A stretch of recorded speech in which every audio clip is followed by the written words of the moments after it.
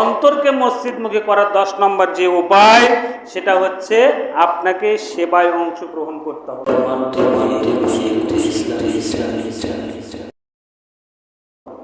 মসজিদের সেবা আবার কিভাবে করব?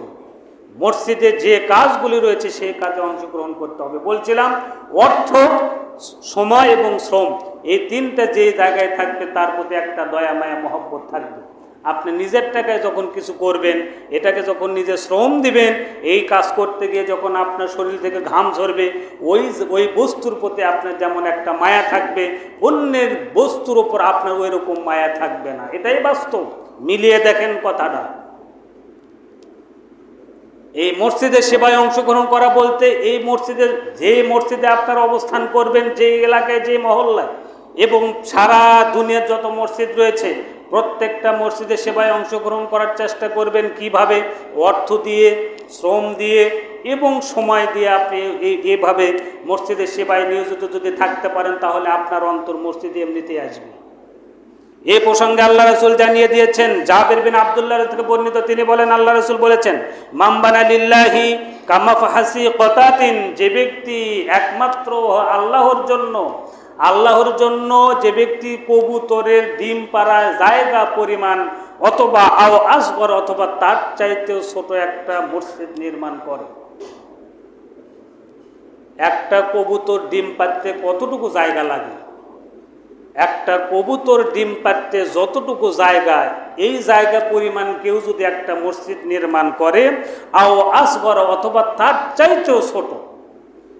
চাইতেও ছোট একটা মসজিদ যদি কেউ তৈরি করে, আল্লাহ রাসূল বলছেন, বানাল্লাহু লাহু বাইতান ফিল জান্নাহ, আল্লাহ রাব্বুল আলামিন তার জন্য জান্নাতে একটা ঘর নির্মাণ করবেন। বলুন সুবহানাল্লাহ। এখন কবুতরের ডিম পাড়ার জায়গা এবং তার চেয়ে ছোট কখনো মসজিদ হয় না? হয় না।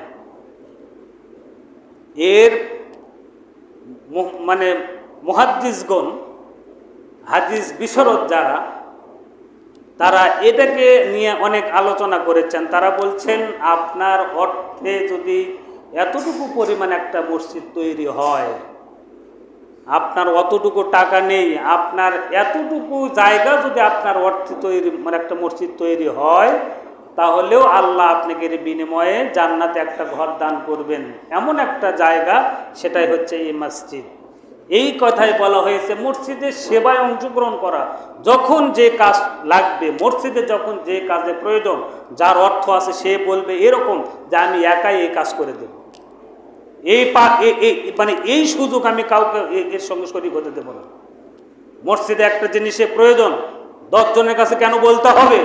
যাদের সম্পদ রয়েছে তারা বলবে এই কাজ আমি একাই করে দেব, কারণ এই কাজ করে দেওয়ার মতো মানে আল্লাহ আমাকে সেই সম্পদ দিয়েছেন। তারপরে অনেক সময় আমরা 10 জনের কাছে চাই, কারণ সবাই শরীক হোক, আপনার 10 টাকাও যেন এখানে শরীক হয়, কারণ আপনি কেন বঞ্চিত হচ্ছেন? উচিত যাদের সম্পদ তারা বলবে আমি একাই এটা করে দেব, যাদের সম্পদ কম তারাও এখানে শরীক হবে। যখন কোনো কিছু প্রয়োজন, যাদের সম্পদ তাদের বলা উচিত যে আমি এই সুযোগ এসেছে, আমার এই সুযোগ আমি হাতছাড়া করব না।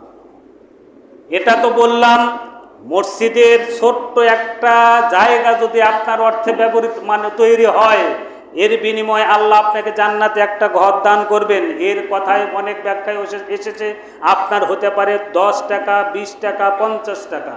আপনার অর্থে যতটুকু কাজ হবে, এর বিনিময়ে আল্লাহ আপনাকে দান করবেন। আপনার অর্থ যখন মসজিদে থাকবে, আপনার অর্থে যখন মসজিদের একটা ওয়াল, জানলা, দরজা, আপনার যখন একটা অর্থে যখন থাকবে, এখানে যখন কাজ হবে, যখন আপনি নিজে শ্রম দেবেন, যখন আপনি এখানে কাজ হবে, যখন এখানে সময় দেবেন, এরকম কাজ যখন করবেন, অন্তরের একটা টান মসজিদের প্রতি আপনার থাকবেই।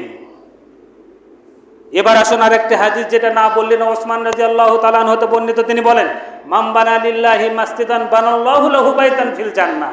আল্লাহ রাসূল বলছেন, যে ব্যক্তি আল্লাহর জন্য একটা মসজিদ ঘর, আল্লাহর জন্য একটা মসজিদ তৈরি করে, যে ব্যক্তি, এখানে যে ব্যক্তি বানাল্লাহু লাহু বাইতান ফিল জান্নাহ, আল্লাহ রাব্বুল আলামিন তার জন্য জান্নাতে একটা ঘর নির্মাণ করবেন। তাহলে এই যে সুযোগগুলি যখন আসবে মসজিদের সেবায় অংশগ্রহণ করবেন, আপনার অর্থ যেন থাকে, আপনার সময়ও যেন থাকে, আপনার শ্রমও যেন মসজিদে থাকে, তাহলে মসজিদের প্রতি একটা আলাদা একটা অন্তর একটা টান থাকবে। তখন আপনি মসজিদে আপনি চলে আসবেন। এটা হচ্ছে মসজিদমুখী অন্তরকে মসজিদমুখী করার কিছু উপায়। এগুলো যদি করেন তাহলে অন্তর তো মসজিদমুখী হবে, আর এর বিনিময়ে আল্লাহ রাব্বুল আলামিন আপনাকে আমাকে দান করবেন।